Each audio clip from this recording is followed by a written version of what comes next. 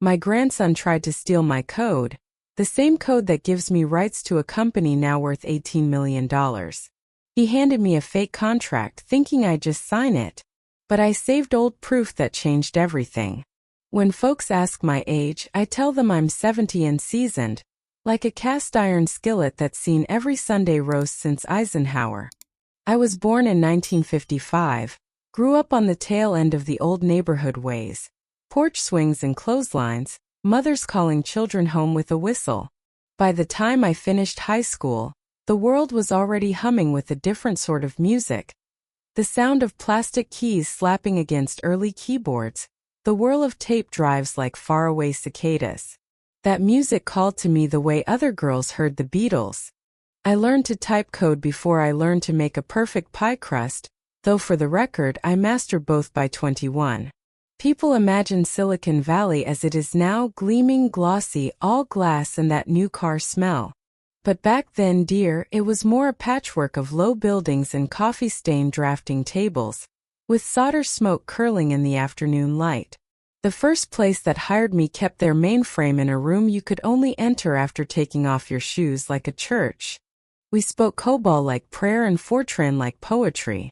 The men wore short-sleeved shirts and ties that ended in coffee drips. The women, what few of us there were, carried our confidence tucked into our back pockets alongside our slide rules. In those days, my life was simple and full. I rented a studio apartment that smelled of lemon oil and hot dust. I kept a ficus that never gave me trouble and a percolator that coughed to life each morning. I biked to work in a knee-length skirt, a cardigan tied around my shoulders against the chilly Bay air. And at night, after dinners of tuna casserole or tomato soup with a pat of butter, I'd spread out stack paper on the floor and debug by hand, one line at a time, pencil tapping a slow metronome while my radio murmured ball games in the background. I met the boys who would start the company at a user group meeting in 79, three scrappy engineers with more ideas than chairs in their rented office. Their pitch wasn't fancy. No slide deck, no charts. Just a chipped mug that said "Think Big," and a whiteboard sketch of an algorithm that could make complicated searches dance faster than the machines ought to allow. They were bright, yes, but also kind, and they had the good sense to notice that I kept asking the questions no one else had thought to ask. "You think you could make it leaner?" one of them said, rubbing the back of his neck, and I felt that old music swell. I stayed after the meeting and we argued in the nicest way for an hour, feet aching in my sensible pumps while we rearranged boxes and arrows until the whole thing sang back to us. Those early months were a blur of code and convenience store coffee, of late nights that bled into bright mornings. We worked out of a space behind a print shop. The toner dust floated like gray snow whenever someone slammed a door. We bought second-hand terminals and spliced our own cables, and I kept a jar of lemon drops by the door to sweeten tempers when the build broke. It wasn't glamorous. One bathroom, a stubborn heater, and a refrigerator that froze the milk into sugary stalactites. But it felt like a home I helped raise with my own two hands. They couldn't pay me much at first, so we made a little agreement. A modest salary and a few shares to keep in a drawer until the company could stand up straight. I didn't think much of it. Shares, paper promises, a handshake over greasy pizza. It wasn't romance I felt, not for the founders anyway, but a sturdy kind of love for the thing we were making. We had the idea that speed could be honest, that a machine could find the right answer without acting like a show-off. That was my part, teaching it not to shout, but to hold its breath and think. I still kept house in those years, even if my house was a jumble. I baked cornbread on Sundays in a dented cast-iron pan and cooled it on the windowsill. I sewed a curtain to keep the morning glare off the terminal screens, a cheerful calico that made us laugh every time it fluttered. Sometimes after a long night of writing, I'd lay my cheek on the cool desk and listen to the tick of the cooling circuits. The world felt small, friendly, and manageable, like the inside of a teapot. My mother visited once and clucked her tongue at the mess. Wires like spaghetti, boxes stacked to the ceiling. I made her coffee and showed her the printouts. Little ladders of characters, comments tucked like love notes into the margins. I don't know what I'm looking at, she said, but I know when you're proud. She smoothed my hair and kissed my forehead, and I returned to the terminal with a steadier heart. Time rolled forward as it does. The company staggered, learned to walk, fell and got up again. We landed a contract, then another. The algorithm we'd nursed began to show up in important places, doing quiet work without asking for applause. I married, had a child, packed lunches, drove to PDA meetings with ink on my fingers and ideas clattering around like marbles in a jar.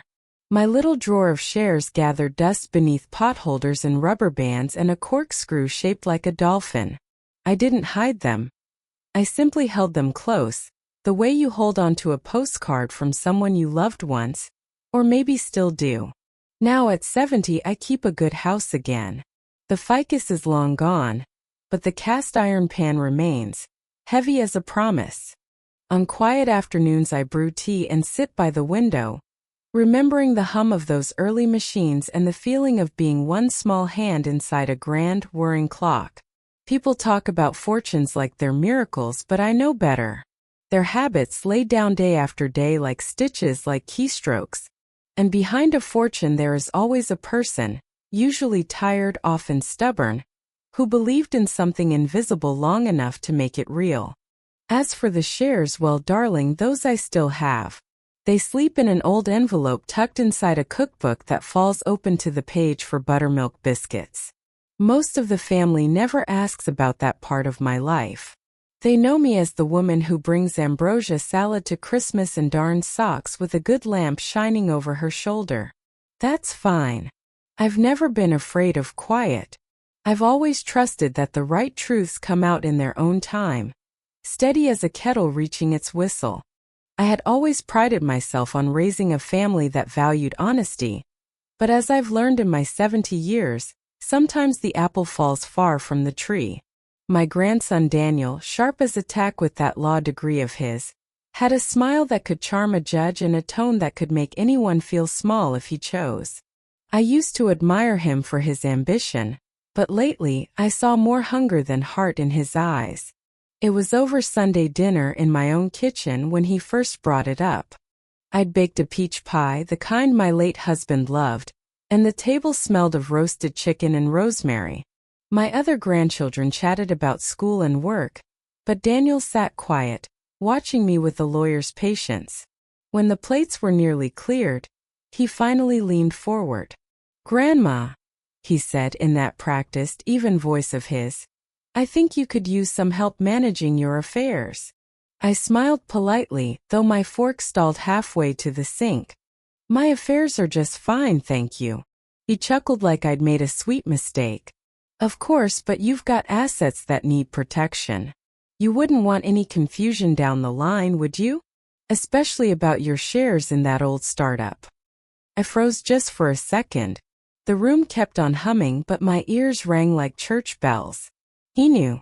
Lord help me, he knew. I never told anyone in the family, not even my own children, about those shares.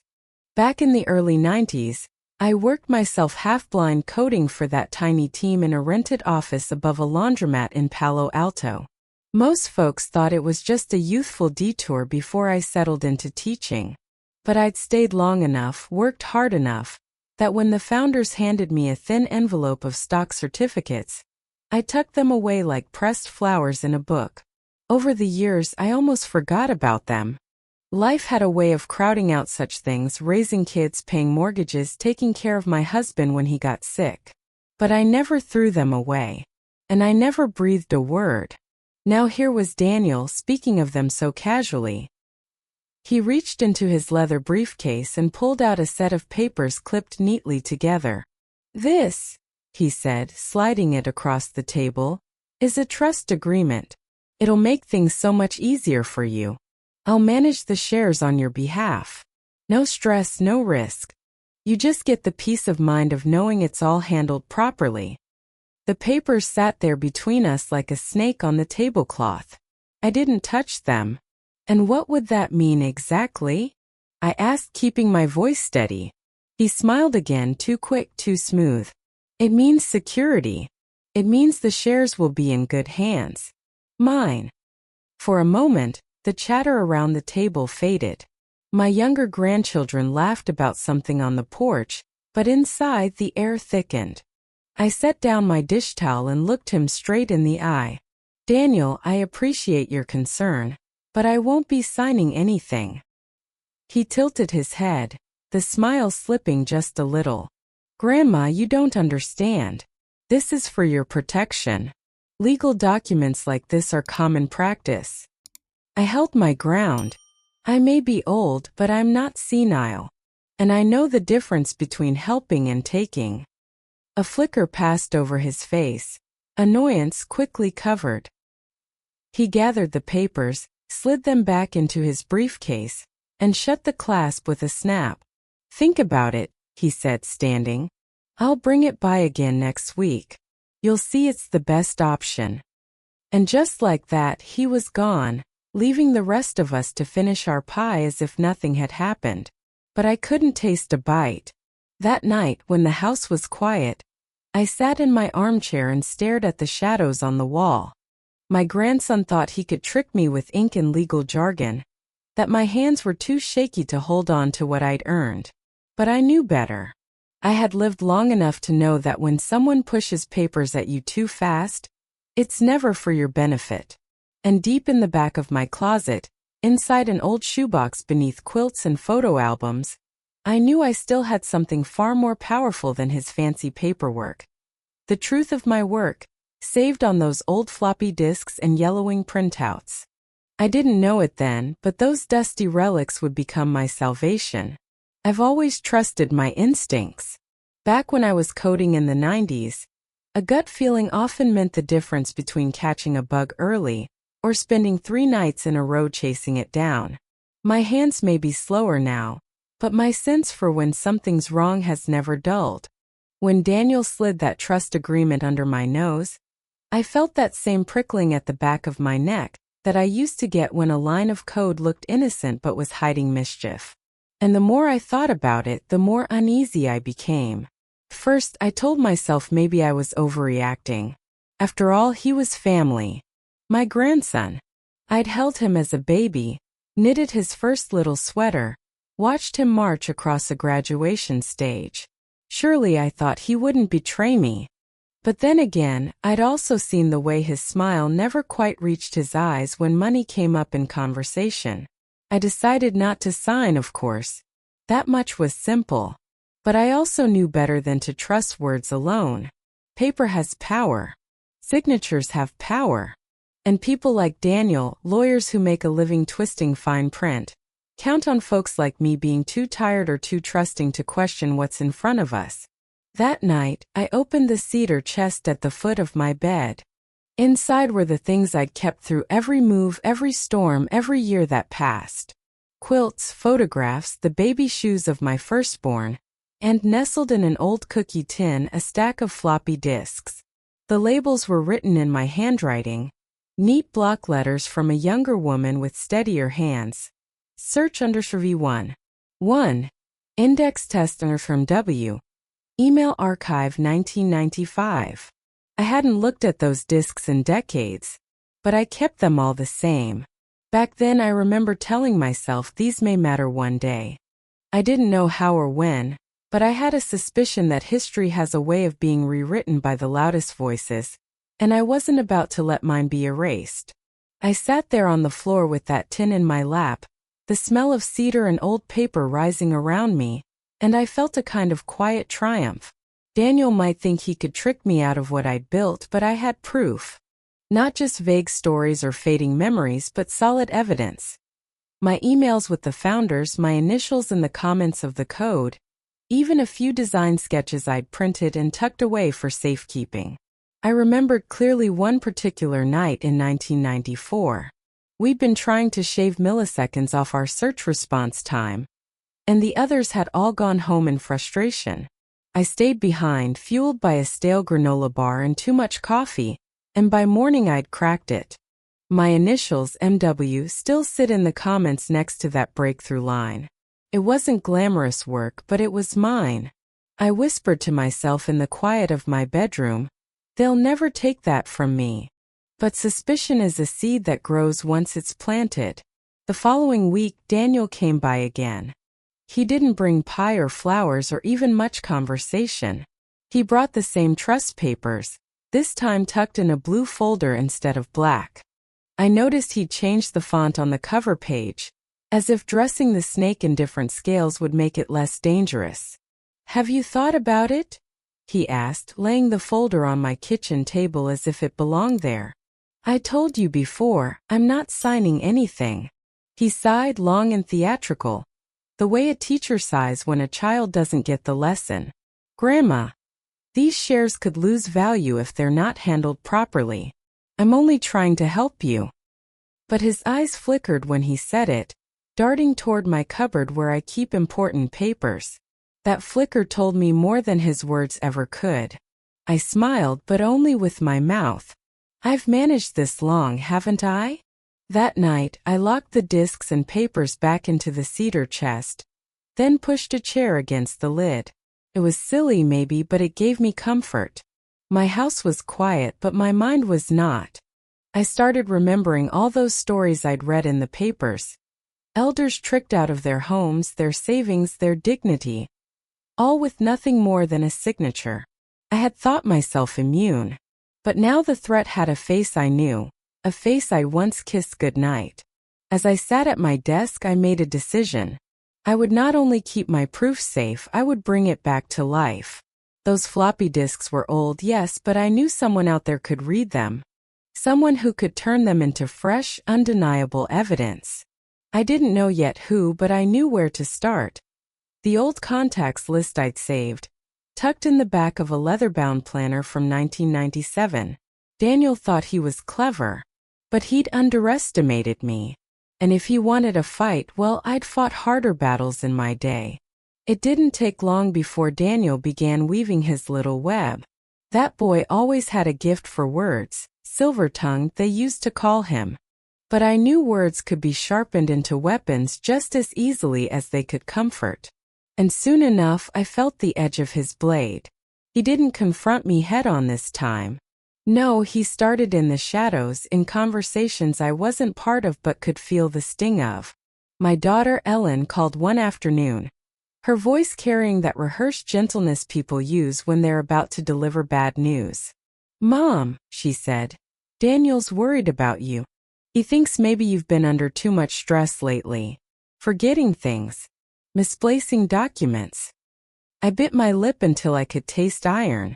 Misplacing documents, was that what he told her? I wanted to laugh.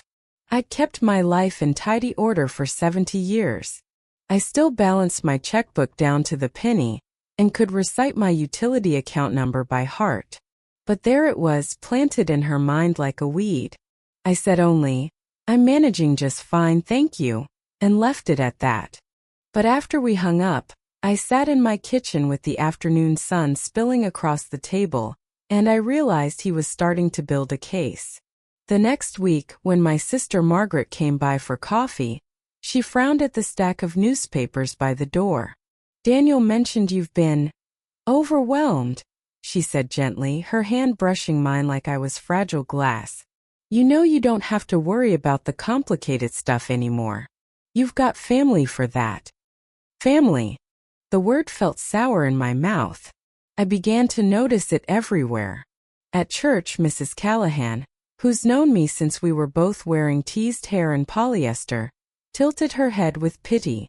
"I hear Daniel's stepping up for you," she whispered, as though I were already gone. "So good of him to protect your assets." Protect. That was the word he'd planted this time. He was clever, I'll give him that. He never came outright with accusations. He just sprinkled enough doubt for others to connect the dots. And soon enough, the picture painted me as a confused old woman, too soft-minded to handle her own business. At Sunday supper, he tried again with the papers. He spread them across the table like a magician showing off his trick cards. "Grandma," he said, smiling so sweet you'd think butter wouldn't melt in his mouth, "all you need to do is sign here. This way, no one can take advantage of you." I met his gaze squarely. The only one trying to take advantage of me is standing right in front of me. The room went still. Ellen gasped. My younger grandchildren squirmed in their chairs. Daniel didn't flinch.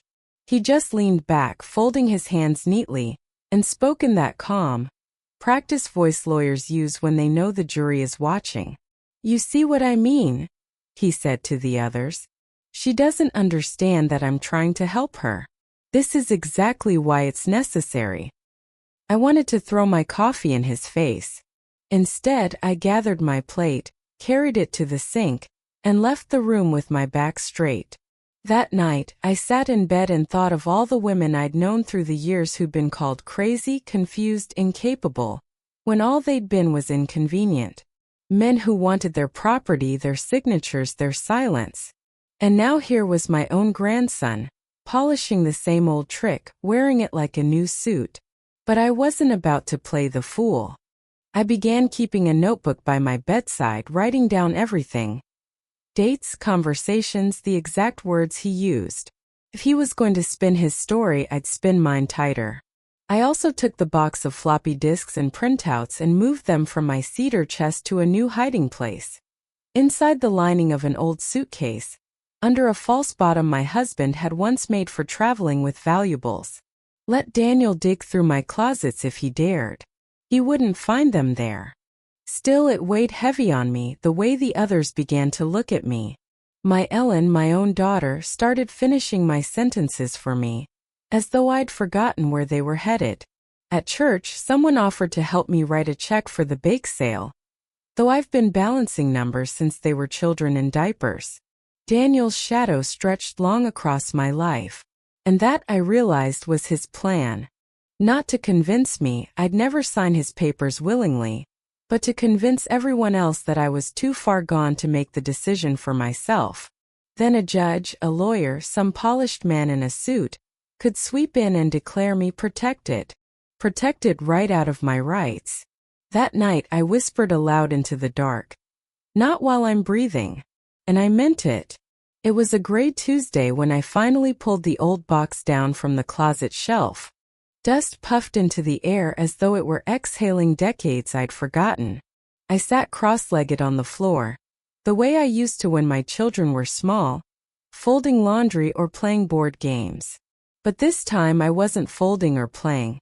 I was digging for the pieces of myself Daniel hoped I'd lost. The box was an old banker's carton, edges frayed, the lid sagging. Inside were layers of my past. Floppy disks stacked in their plastic sleeves, manila folders thick with printouts, even a bundle of dot matrix paper with the perforated edges still attached. My handwriting sprawled across many of them. Dates, version numbers, little reminders in ink that had faded but not disappeared. The first thing I found was a folder labeled Emails 1993 to 1996. Inside were printouts of exchanges with the founders. I'd nearly forgotten how careful I'd been.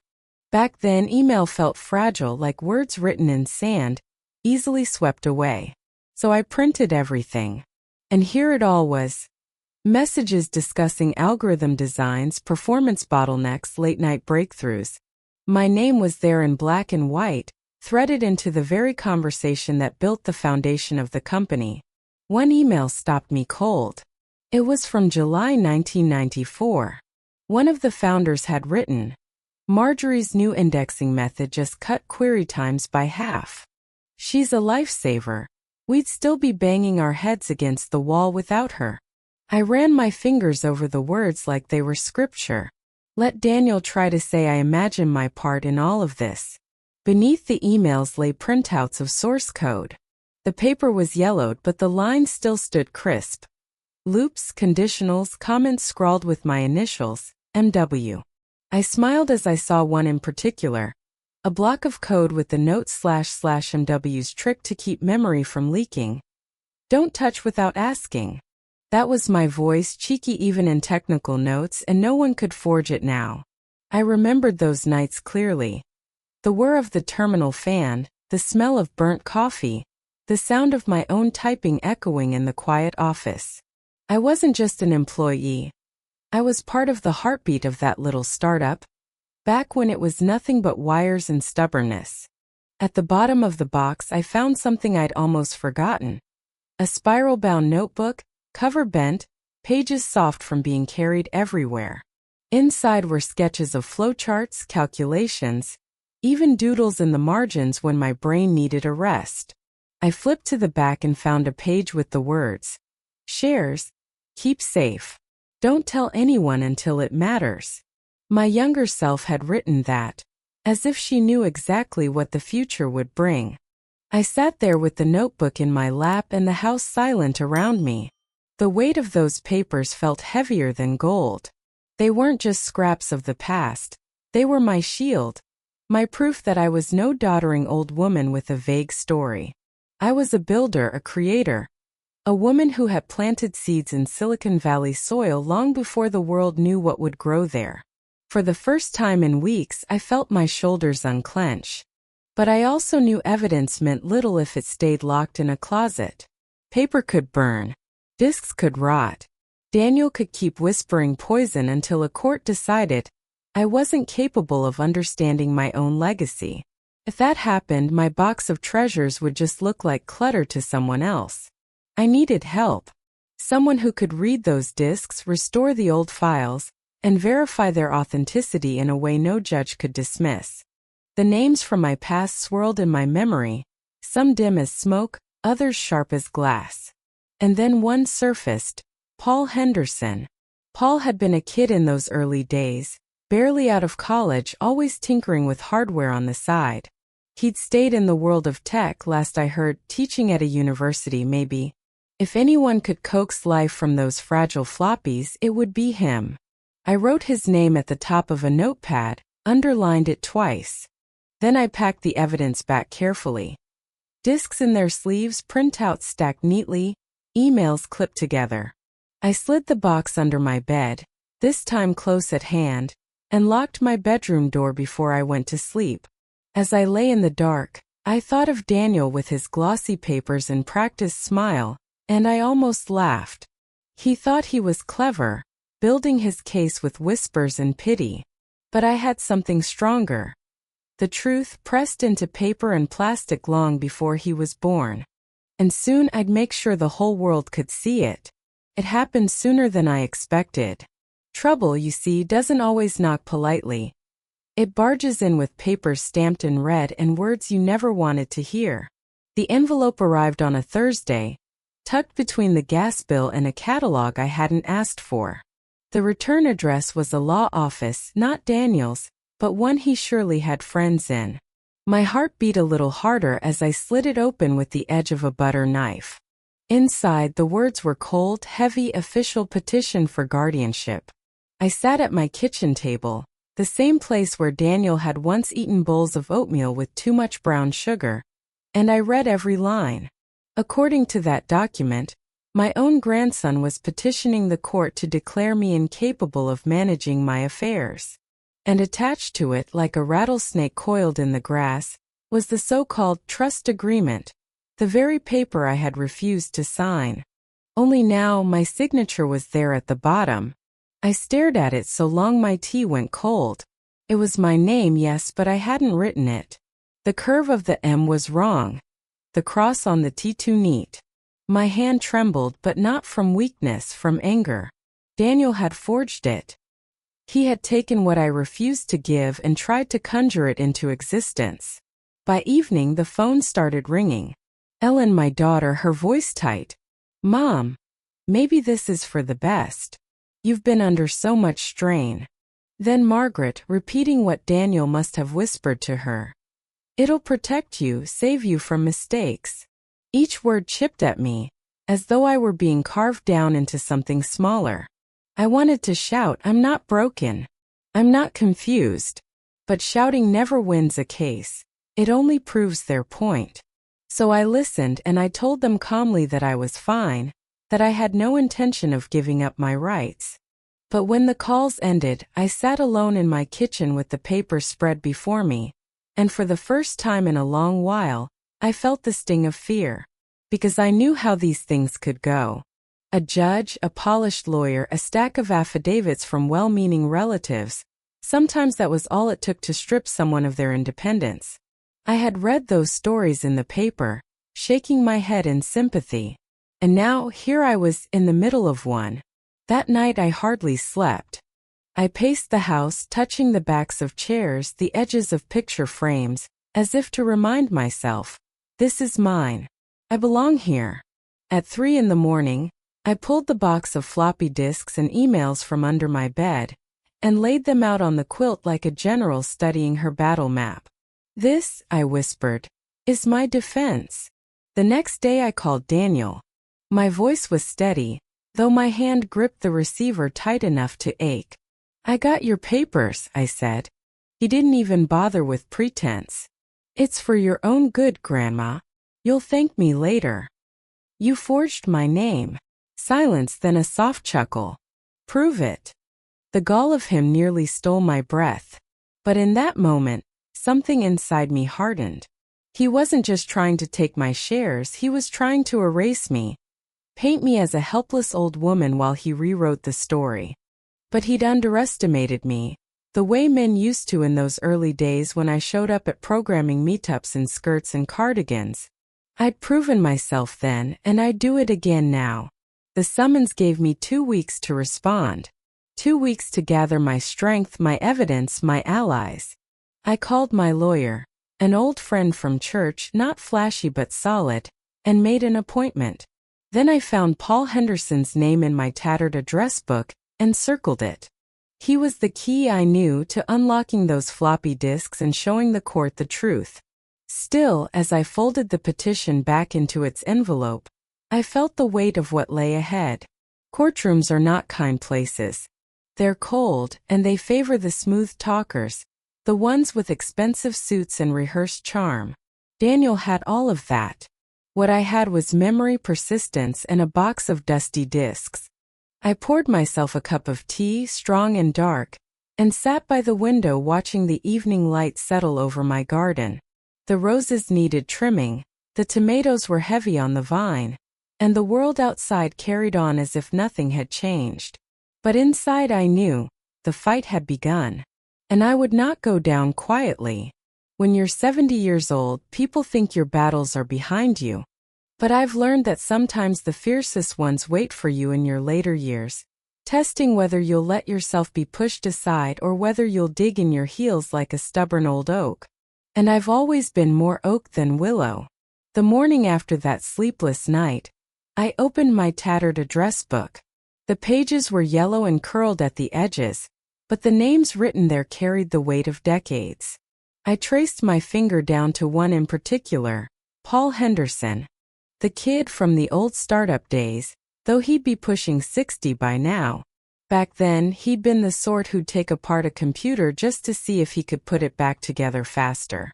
Always humming with ideas, always smudged with ink or solder. I dialed the number, half expecting it to be long dead. But after a few rings, a warm, gravelly voice answered. Henderson here.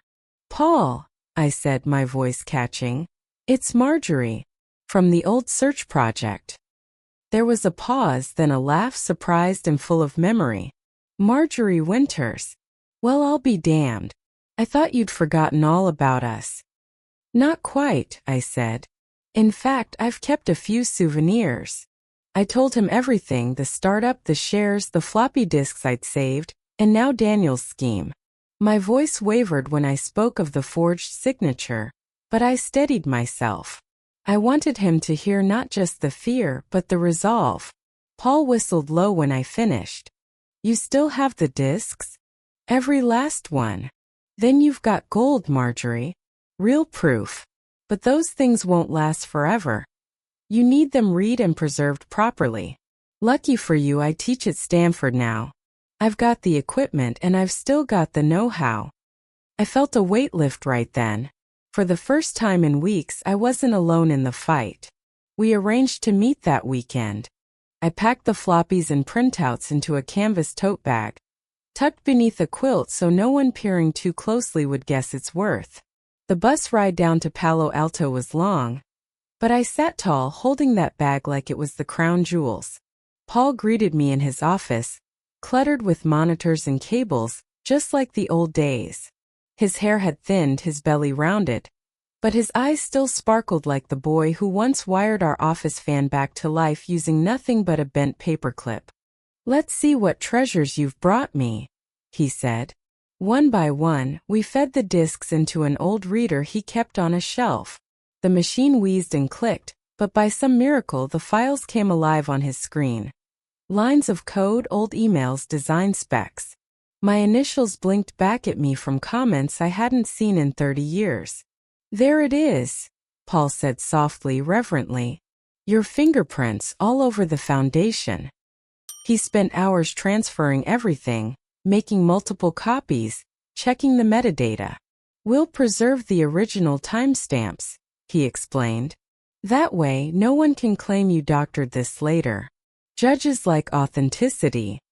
As he worked, I told him about Daniel, about the whispers he'd spread, the trust agreement, the petition for guardianship.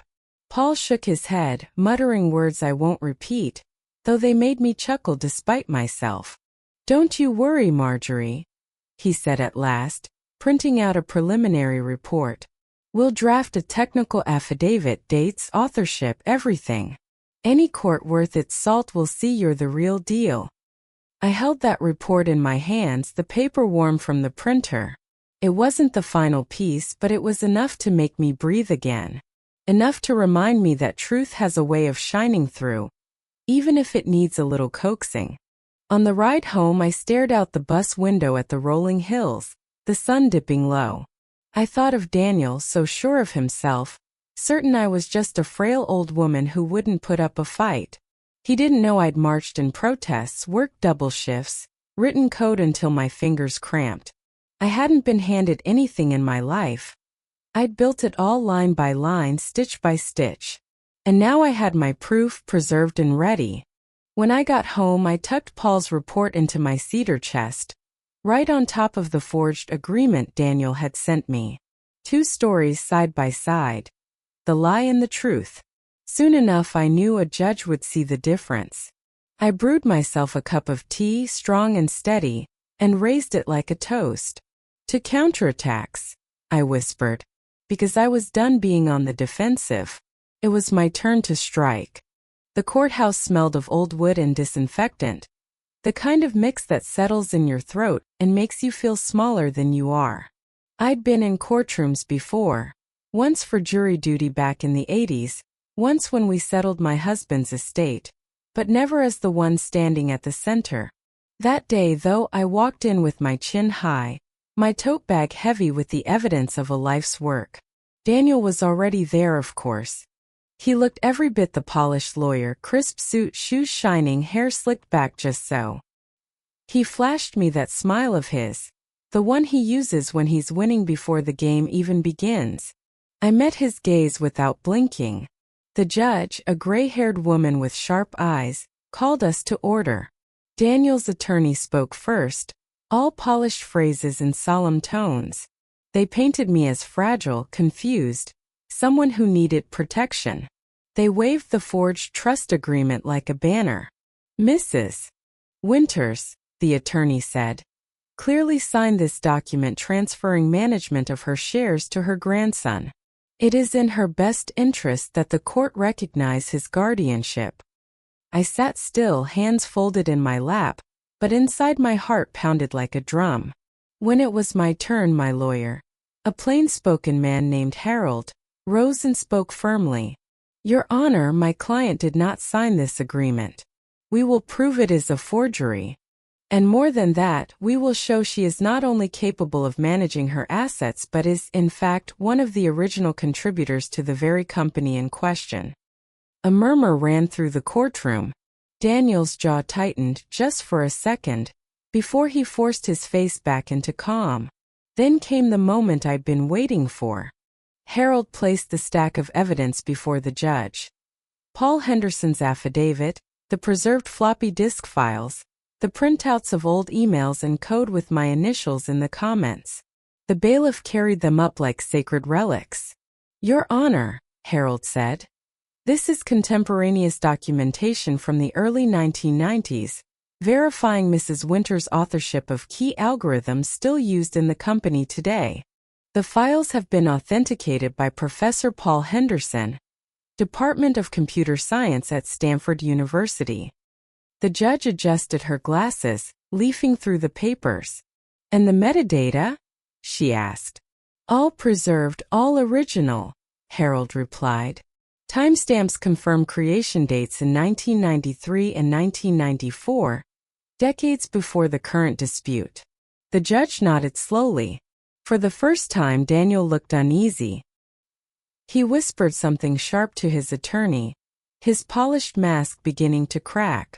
Then Harold handed over the printed email, the one that had stopped me cold when I found it. Marjorie's new indexing method just cut query times by half. She's a lifesaver.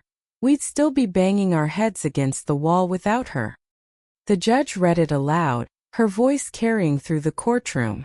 For a moment I felt like the young woman I'd been, sitting in that cramped office over the laundromat, heart racing with the thrill of discovery. My work was alive again and no one could deny it. Daniel's lawyer tried to object, claiming the documents were irrelevant, but the judge held up a hand. On the contrary, these documents go directly to Mrs. Winter's competence and ownership. They will remain in evidence. The air shifted after that. It was subtle, but I felt it. People in the gallery leaned forward, curious. The balance was tipping. When I was called to the stand, I walked steady, clutching the rail for balance but not letting my hand shake. Harold asked me simple questions. Did I recognize the documents? Yes. Was that my handwriting on the labels? Yes. Had I ever signed a trust agreement giving Daniel control of my shares? Absolutely not. Then came Daniel's attorney, sharp as vinegar. Mrs. Winters, isn't it true you sometimes forget where you put things? Sometimes, I said, smiling sweetly. Just like you probably forget where you left your car keys. A few chuckles rippled through the room. Isn't it possible, he pressed, that you forgot signing the trust agreement? I leaned forward, my voice firm. Young man, I may forget where I put my spectacles, but I do not forget when someone tries to take my life's work away from me. I did not sign that paper. Even the judge smiled at that. By the time I stepped down from the stand, I knew the tide had turned. The truth was out in the open, no longer locked in my closet but shining under the courtroom lights. Daniel's plan wasn't unraveling, it was collapsing. And I sat there, hands folded once more, feeling the quiet satisfaction of a woman who had kept faith with herself, and won. The courthouse air was heavy, though maybe it was just my lungs, tight with both nerves and a strange sense of relief.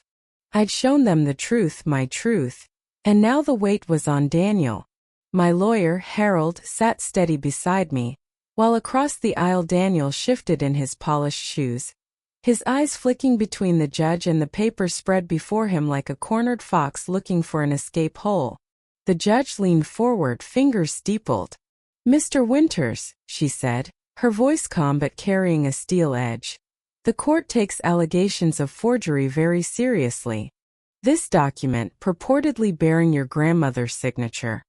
Do you maintain that it is genuine? For the first time since this began, Daniel hesitated. His lawyer nudged him, whispering something, but the silence stretched long enough for everyone in the room to notice. His face flushed, and when he finally spoke, his words came clipped. Yes, Your Honor. It's authentic. Harold rose smoothly. Your Honor, we anticipated this denial. To that end, we've retained a handwriting expert. Right on cue, a tall woman with gray streaks in her bun stepped forward. She'd studied my scrawled grocery lists, old birthday cards, even the notes I'd scribbled on recipe clippings. With slides projected for the court to see, she compared my true signature to the neat, rehearsed strokes on the forged agreement.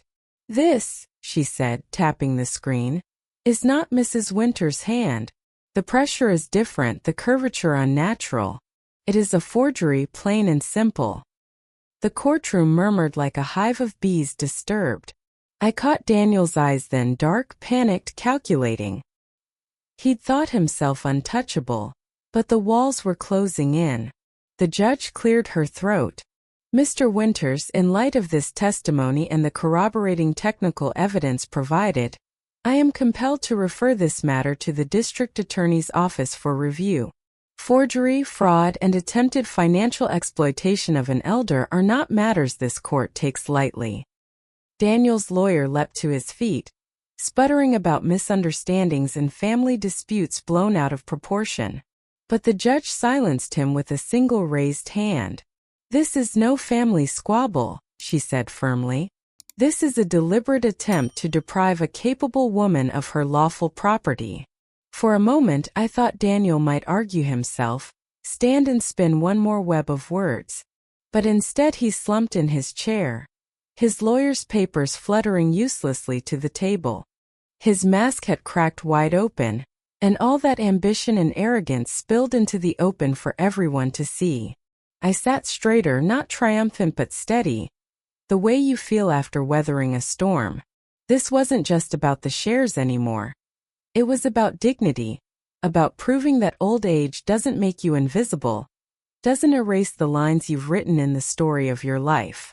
After court adjourned, Ellen rushed to me, eyes shining with tears.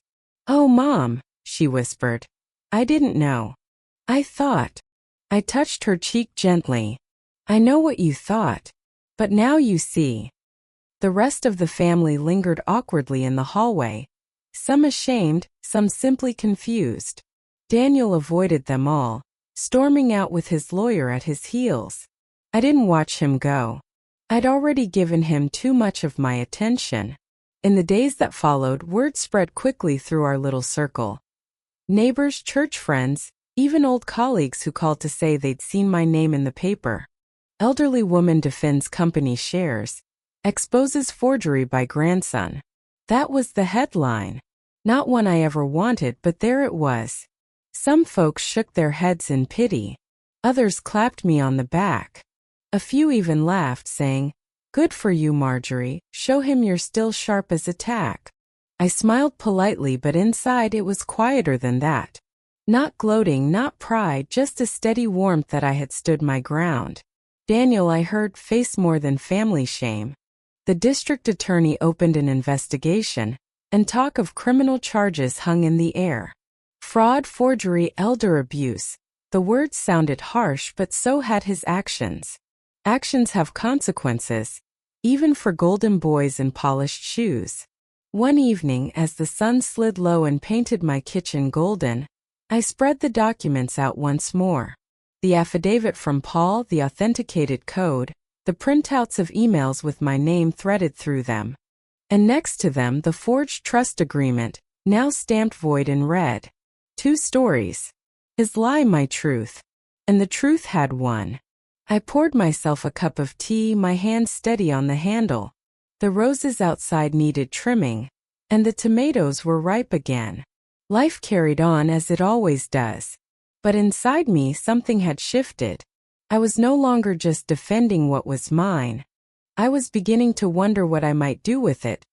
How I could turn all this pain and persistence into something that mattered for more than just myself. But that was a thought for another day. For now, I simply whispered into the quiet. "It's over, Daniel. It's over." And I believed it. When the dust finally settled, the shares were mine again. Untouched, unchallenged, resting safe in my name where they'd always belonged. But I knew in my heart they were never meant to be just paper tucked in an envelope or numbers on a ledger.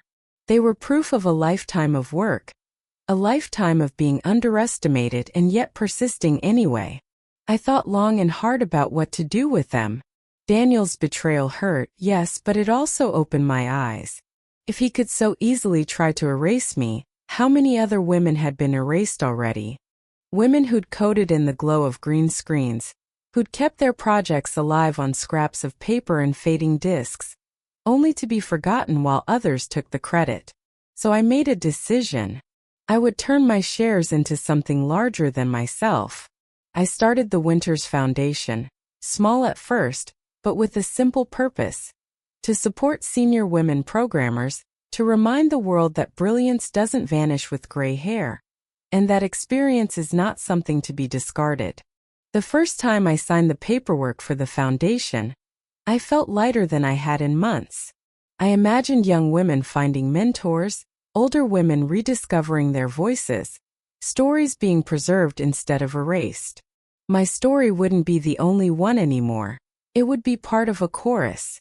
As for the floppy disk that held my code, the little square of plastic that had once seemed so fragile, I placed it in a bank vault. Not because of its monetary value, but because it was my symbol. Proof that even when time tries to bury the truth, persistence keeps it alive. I still sit by my window most evenings, a cup of tea in hand, watching the sun settle over the garden.